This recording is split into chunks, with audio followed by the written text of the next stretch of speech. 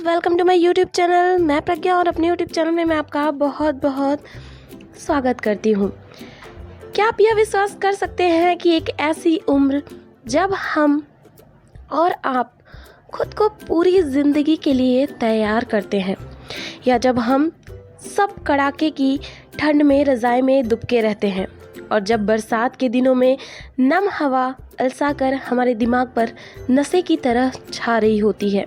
जीवन के एक ऐसे नाजुक पड़ाव पर किसी युवा ने आंखों में स्वयं कुछ बड़ा करने के सपने लिए रोज 16 घंटे काम कर 360 करोड़ से भी ज़्यादा की कंपनी की नींव रख दी हो। ऐसा कर दिखाया है उड़ीसा के रितेश अग्रवाल ने, जिन्होंने 20 वर्ष की उम्र में ओयो रूम्स नाम की कंपनी की शुरुआत कर बड़े बड़े अनुभवी उद्यमियों और निवेशकों को भी आश्चर्यचकित कर दिया। ओयो रूम्स का मुख्य उद्देश्य ट्रैवलर्स को सस्ती दामों पर बेहतरीन मूलभूत सुविधाओं के साथ देश के बड़े शहरों के होटलों में रूम्स अवेलेबल कराना है। पर्सनली देखा जाए तो रितेश सामान्य बुद्धि वाले युवा हैं, दिखने में पतले, लंबे और बिखरे बालों वाले, बिल्कुल किसी कॉलेज के आम स्टूडेंट्स की तरह।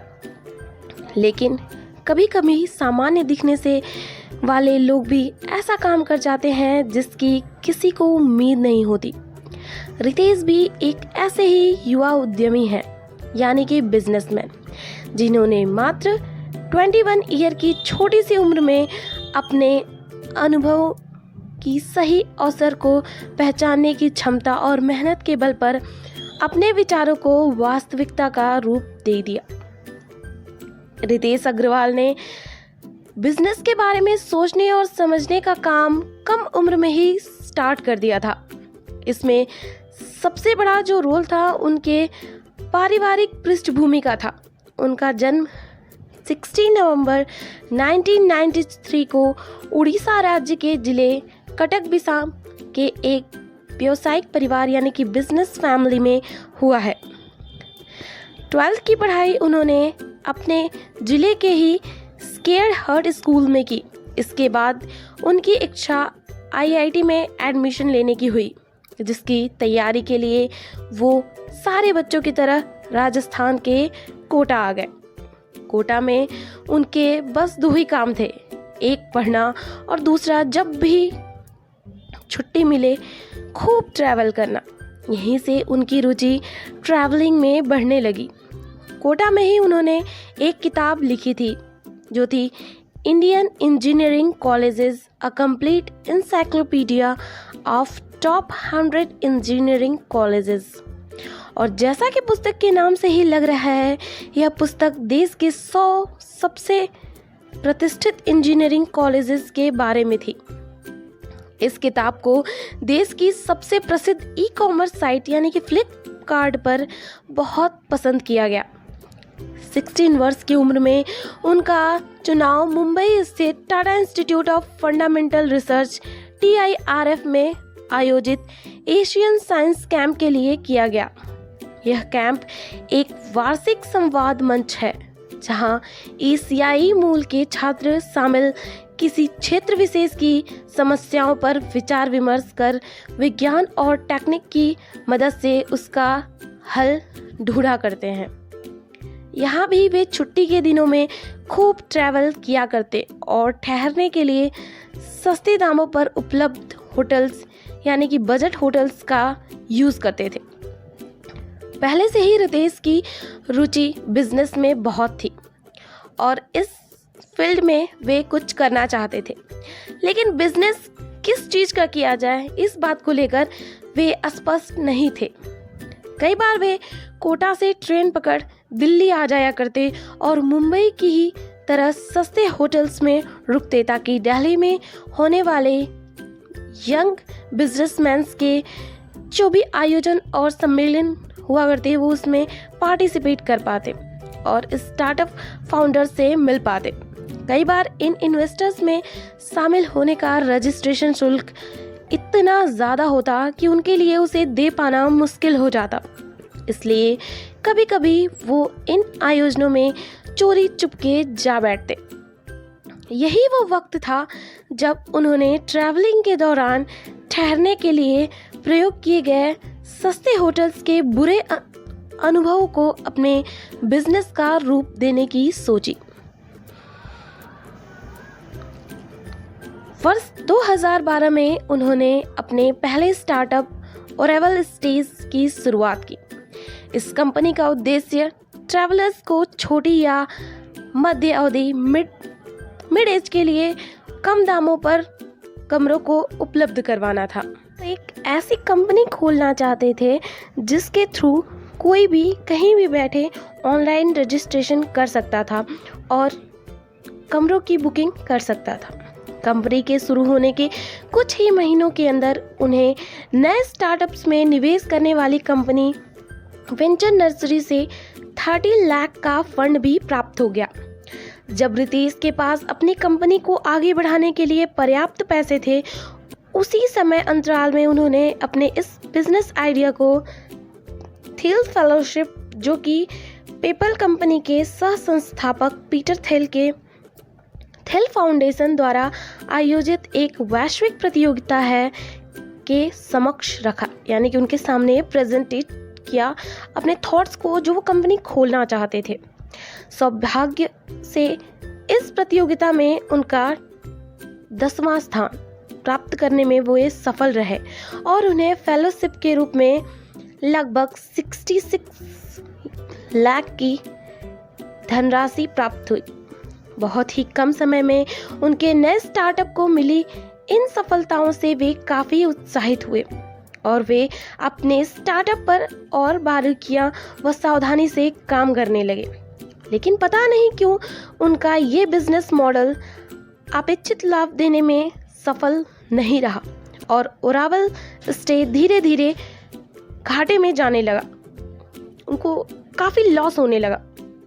वे परिस्थिति को जितना सुधारने का प्रयास करते उतना ही सिचुएशंस खराब होती चली जाती और अंत में उन्हें इस कंपनी को पूरी तरीके से बंद करना पड़ा। जब ओरेवल स्टेज यानी कि ओयो रूम्स कंपनी बंद होने लगी तो रितेश अपने स्टार्टअप के असफल होने से निराश नहीं हुए और उन्होंने दोबारा स्वयं द्वारा अपनाई गई योजना पर विचार करने की सोची ताकि उसकी कमियों को दूर किया जा सके। इससे उन्हें यह अनुभव हुआ कि भारत में सस्ते होटल्स में कमरे मिलना या न मिलना कोई समस्या नहीं है। दरअसल अगर कहीं कमी है तो वह है होटल्स का कम पैसे में बेहतरीन मूलभूत सुविधाओं को प्रदान न कर पाना। विचार करते हुए उन्होंने अपनी यात्राओं के दौरान बजट होटल्स में ठहरने के उन अनुभवों को भी याद किया जब उन्हें कभी कभी बहुत ज़्यादा पैसे देने के बाद भी गंदे और बदबूदार कमरे मिलते और कभी कभी कम पैसों में ही आरामदायक और सुविधापूर्ण कमरे मिल जाते। इन्हीं बातों ने उन्हें फिर से मोटिवेट किया कि वे पुनः ओरेवल स्टेज में नए बदलाव करें एवं ट्रैवलर्स की सुविधाओं को ध्यान में रख उसे नए रूप में प्रस्तुत करें। और फिर क्या था, वर्ष 2013 में फिर ओरेवल लॉन्च हुआ और अब इसकी लॉन्चिंग इस बार बिल्कुल नए नाम और मकसद के साथ थी। अब ओरेवल का नया नाम ओयो रूम्स था, जिसका मतलब होता है आपके अपने कमरे। ओयो रूम्स का उद्देश्य अब सिर्फ ट्रैवलर्स को किसी होटल में कमरा मुहैया कराना भर नहीं रह गया था। अब वह होटल के कमरों की और वहां मिलने वाली मूलभूत सुविधाओं की गुणवत्ता का भी ख्याल रखने लगे और इसके लिए कंपनी ने कुछ मानकों को भी निर्धारित किया।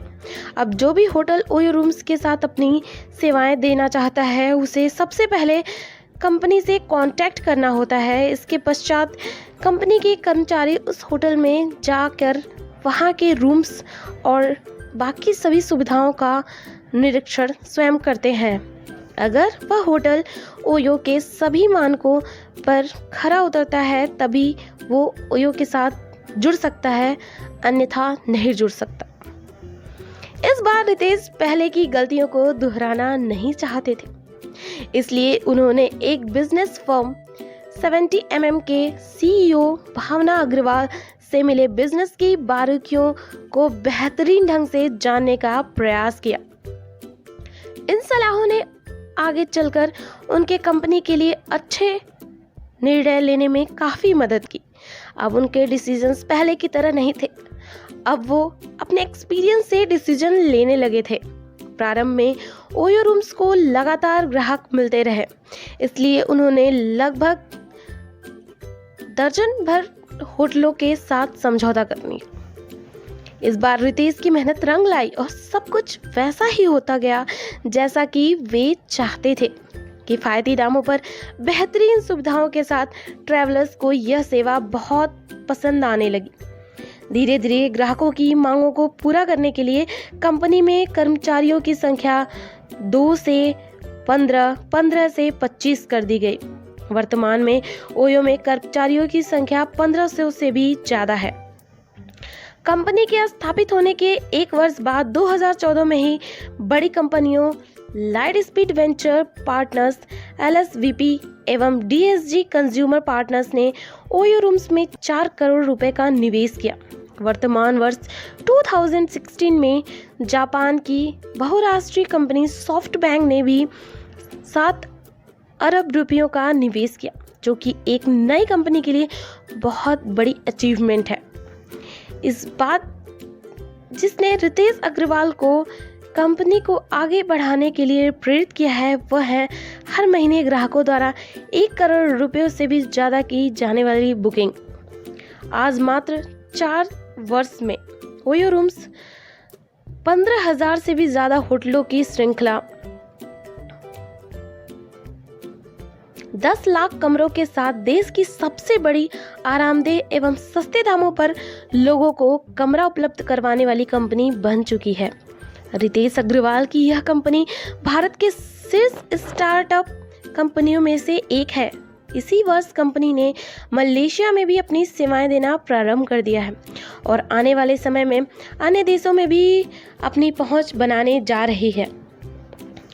2 जुलाई 2016 प्रतिष्ठित अंतर्राष्ट्रीय मैगजीन GQ जेंटलमैन्स क्वार्टरली ने रितेश अग्रवाल को 50 most influential young Indian inventors की सूची में शामिल किया है। इस सूची में उन युवा इनोवेटर्स को शामिल किया जाता है जो अपनी नई सोच व नए विचारों से लोगों की जिंदगी को आसान बनाते हैं। अगर आप एक प्रोफेशन में अपना 100% एफर्ट लगाएं, यानी कि focus on only one profession, एक ऑर्गेनाइजेशन, एक काम, एक मैनेजमेंट, एक दिशा, एक डायरेक्शन, अगर आप एक ही वे में अपने आप को फोकस करेंगे तो आपको ज़रूर अचीवमेंट मिलेगी। नौकरी में भी जो लोग गूगल का CEO बनते हैं, दुनिया की सबसे बड़ी post administrative director of nuclear medicine scientist की जो दुनिया की ये जो सबसे बड़ी पोस्ट है, वो भी अगर बने हैं तो जिन्होंने अपनी ज़िंदगी के एक विचारवाद पे अपनी नज़र दौड़ाई है, वही बन पाए हैं। अगर हर 6 महीने में सचिन तेंदुलकर भी कहे कि अब क्रिकेट में मज़ा नहीं आ रहा है, अब बैडमिंटन खेल के देखते हैं, फिर 6 महीने बाद अब चेस खेल के देखते हैं, तो सचिन तेंदुलकर को आज भारत रत्न नहीं मिलता और वह कभी भी क्रिकेट का गॉड नहीं बनते। अमिताभ बच्चन जी भी अगर 6-6 महीने में अपना प्रोफेशन और ऑर्गेनाइजेशन बदलते रहते तो आज वो भी कामयाब नहीं होते। अगर लता मंगेशकर, सोनू निगम सिंगर का प्रोफेशन छोड़ म्यूजिशियन बनने के बारे में सोचने लगे तो वो लोग अपनी एक यूनिक इमेज कभी भी अपनी इस दुनिया में नहीं बना पाते। ज़िंदगी का एक ऐसा स्टेज जिसमें आपके माइंड में आपके एम्बिशन के लिए क्लियरिटी हो, न कि 2 चीज़ों के बीच फाइट ना हो, तो इसी स्टेज को कहते हैं मोनोथिज्म, यानी कि एक विचारवाद। अगर एक विचार पे अपनी पूरी कंसंट्रेशन के साथ आप लगोगे तो डेफिनेटली आपको अचीवमेंट मिल के रहेगी। एक बार आइंस्टाइन अपने फ्रेंड को लंच पे बुलाते हैं और जब उनका फ्रेंड लंच पे आता है तो वो उस समय अपने लैब में अपने किसी एक्सपेरिमेंट में बिजी रहते हैं, तो उनका फ्रेंड उनको जाके डिस्टर्ब नहीं करता है, क्योंकि उस फ्रेंड को पता होता है कि इस कंडीशन में जब कोई अपना कार्य इतना संलग्नता के साथ, इंटरेस्ट के साथ कर रहा हो, उसको डिस्टर्ब नहीं किया जाता है। क्योंकि जब कोई भी एक्सपेरिमेंट करता है तो उस वक्त उसे डिस्टर्ब नहीं करना चाहिए। उन्हें ये बात अच्छे से पता थी, इसलिए उन्होंने आइंस्टाइन को डिस्टर्ब नहीं किया और वो 6 घंटे तक बैठकर इंतज़ार किया। उसने खुद से खाना लेकर खाना खा लिया और बर्तन वहीं पे रख दिए। आइंस्टाइन 6 घंटे बाद जब अपने काम से फ्री हुए तो वो आए और अपने दोस्त से बोले कि तुम आ गए। फिर उन्होंने उस बर्तन की तरफ देखा तो फिर उन्होंने अपने दोस्त से कहा, सॉरी यार, मैंने तो खाना खा लिया, रुक मैं तेरे लिए खाना लेके आता हूँ। तो उस दोस्त ने बहुत आश्चर्यचकित होकर आइंस्टाइन की तरफ देखा तो उसने कहा कि तुझे कैसे पता कि तूने खाना खा लिया है। तो उसने कहा, सामने ये बर्तन रखे हुए हैं, ये इस बात का सबूत है कि मैंने खाना खा लिया। सोचिए, आइंस्टाइन अपने उस एक्सपेरिमेंट में इतने बिजी थे कि उन्हें ये पता भी नहीं चला कि उन्होंने खाना खाया या नहीं खाया। ऐसे ही अगर आप भी किसी काम में इतने बिजी हो जाते हो, किसी काम में आपको इतना इंटरेस्ट आने लगता है, तो आप सोच लीजिए आप सही डायरेक्शन में जा रहे हो और अचीवमेंट आपको मिलेगी और मिलके ही रहेगी। तो चलिए दोस्तों, मुझे उम्मीद है कि आपको ये वीडियो काफ़ी अच्छी लगी होगी। अगर ये वीडियो आपको अच्छी लगी हो तो प्लीज़ मेरे चैनल को सब्सक्राइब कर दें, मेरी वीडियोस को शेयर करें और इसे लाइक करना बिल्कुल भी ना मिले। तो मिलते हैं अगली वीडियो में कुछ नई चीज़ों के साथ, तब तक के लिए बाय बाय।